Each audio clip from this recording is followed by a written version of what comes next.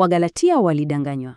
Na Paulo alionyesha shida kubwa ni kutojua wako agano gani, wanamtumikia Mungu kwa masharti na vigezo vya agano gani, na hawakujua uzito wa kanuni za agano. Na Paulo akatumia muda mwingi kueleza kanuni za agano na utofauti kati ya agano jipya na Torati na madhara yake mtu akichanganya vibaya hayo mambo. Ni muhimu sana kuelewa hili ili tusifanye kosa lile lile. Hili tatizo la Wagalatia ndilo hasa chimbuko la somo letu la leo. Walikuwa wamechanganyikiwa kabisa. Unajua, wanajaribu kuchanganya sheria za zamani na ahadi mpya, na matokeo yake ni fujo tupu kiroho. Hii inaonyesha waziwazi hatari ya kutoelewa maagano ya Mungu.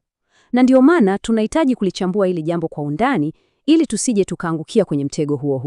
Sawa, basi tuanze na msingi kabisa.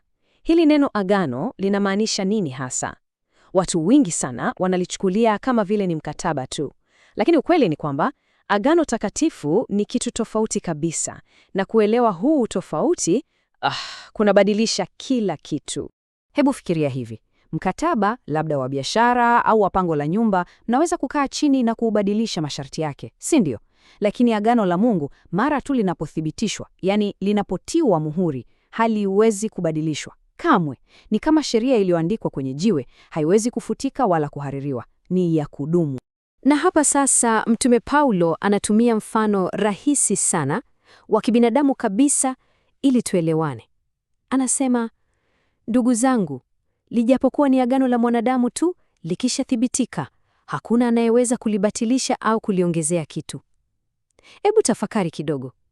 Ikiwa agano la wanadamu tu lina uzito huu, je, si zaidi sana agano ambalo Mungu mwenyewe ameliweka na kulithibitisha? Basi, kutokana na hii kanuni moja tu ya msingi, tunapata sheria 4 kuu, sheria ambazo haziwezi kuvunjika. Sheria hizi zinatawala kila agano ambalo limeshathibitishwa bila ubaguzi wowote. Hebu tuzipitie hizi sheria 4 moja baada ya nyingine. Ya kwanza, huwezi kuongeza neno jipya, agano limefungwa. Pili, huwezi kutoa neno, kila kilichomo ni muhimu. 3, huwezi kuhariri au kufanya marekebisho, hata nukta moja huwezi kubadilisha. Na 4, na hii ni muhimu sana, agano linalokuja baadaye haliwezi kufuta au kubatilisha agano lililotangulia. Hizi sheria 4 ni msingi wa kila kitu. Na si Paulo tu anayesema hivi. Hata Bwana Yesu mwenyewe anathibitisha kanuni hii. Alipokuwa anazungumzia Torati, yani agano la kwanza, alisema ni rahisi zaidi kwa mbingu na nchi kupita kuliko nukta moja ya Torati kushindwa. Kwa maneno mengine, Yesu alikiri kwa agano lililothibitishwa haliguswi. Hii inatuonyesha uzito wa ajabu wa jambo hili.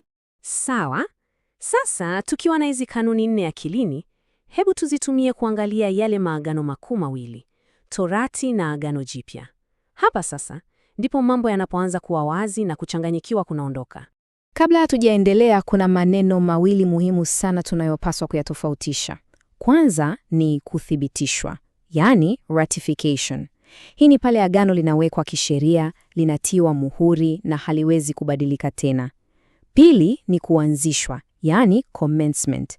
Hii ni pale masharti ya lile agano yanaanza kufanya kazi. Fikiria kama Hosea. Unaweza kuandikwa na kuthibitishwa leo, lakini masharti yake yataanza kufanya kazi baada ya miaka mingi. Sasa tuangalie Agano Jipya. Lilithibitishwa lini? Wakati wa Ibrahimu, pale Mungu alipoapa kwa nafsi yake. Tangu siku hiyo, agano hilo likawa haliwezi kubadilika. Lakini halikuwa bado limeanza kufanya kazi. Lilianzishwa rasmi lini? Mamia ya miaka baadaye, pale msalabani, wakati damu ya Yesu ilipomwagika. Hapo ndipo Agano Jipya lilipoanza kutumika. Sasa angalia tofauti ilivyokuwa na Torati. Agano la Torati lilithibitishwa na kuanzishwa kwa wakati mmoja pale mlima Sinai. Damu ya wanyama ilipomwagika, lilitiwa muhuri na masharti yake yakaanza kutumika papo hapo. Hapa hakukuwa na pengo la muda. Lilithibitishwa na kuanza kufanya kazi siku hiyo hiyo. Na hii inatuleta kwenye lile swali ambalo linawachanganya watu wengi mno. Je, Agano Jipya ni toleo lililoboreshwa tu la Torati? Au kwa maneno mengine, je, Yesu alikuja kurekebisha tu yale makubaliano ya zamani? Jibu ni hapana kubwa. Kumbuka zile sheria zetu. Agano lililothibitishwa haliguswi, halirekebishwi.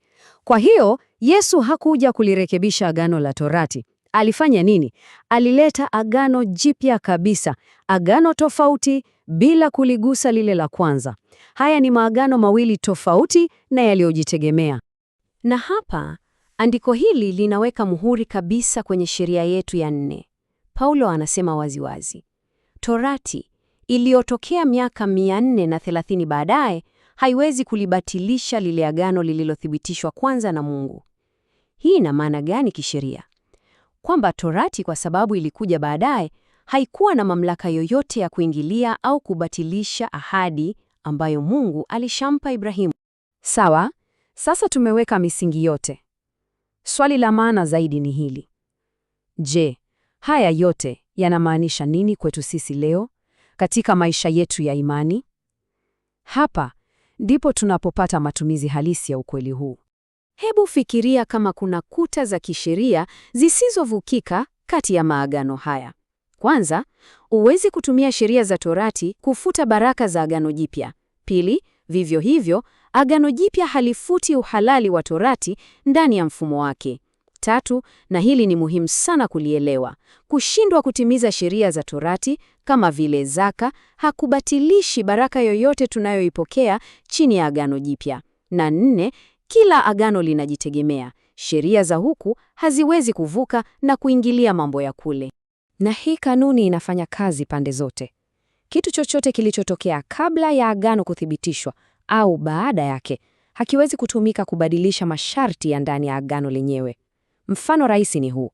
Ibrahimu alitoa zaka kabla ya Mungu kulithibitisha agano na yeye kwa kiapo. Kwa hiyo, kitendo hicho cha Ibrahimu hakiwezi kutumika kama sharti la lazima la kupokea ahadi za agano hilo. Kwa hiyo, kwa kumalizia, picha iko wazi. Hatuna agano moja lililorekebishwa. Tunayo maagano mawili tofauti. Kila moja likiwa limekamilika na kutiwa muhuri wake usiovunjika. Torati ni agano moja, Agano Jipya ni agano lingine. Ni hati mbili tofauti. Basi, nitawaacha na wazo hili. Swali la msingi kwa kila mmoja wetu leo si jinsi gani naweza kusawazisha haya maagano mawili. Hapana. Swali ni la kuchagua. Je, wewe unaishi chini ya muhuri upi? Muhuri wa Torati au muhuri wa Agano Jipya? Hilo ndilo swali la msingi.